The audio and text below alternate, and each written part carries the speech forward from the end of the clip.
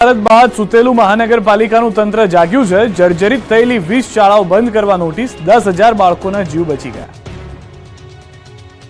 વડોદરામાં 20થી વધુ જર્જરિત શાળાઓમાં જીવના જોખમે બાળકો અભ્યાસ કરી રહ્યા હતા, છતાં મનપા દ્વારા આંખ આડા કાન કરવામાં આવ્યા હતા।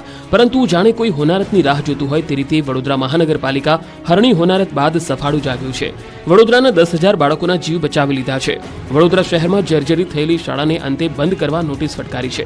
નગર પ્રાથમિક શિક્ષણ સમિતિ દ્વારા શહેરના વિવિધ વિસ્તારોમાં આવેલી જર્જરિત 20 શાળાઓ તાત્કાલિક બંધ કરાવવા વડોદરા કોર્પોરેશનના આદેશથી સમિતિ દ્વારા નોટિસ પાઠવવામાં આવતા 10,000 જેટલા બાળકોનો જીવ બચી જશે। આગામી દિવસોમાં જે તે સ્કૂલના બાળકોને નજીકની સ્કૂલોમાં સમાવેશ કરવામાં આવશે।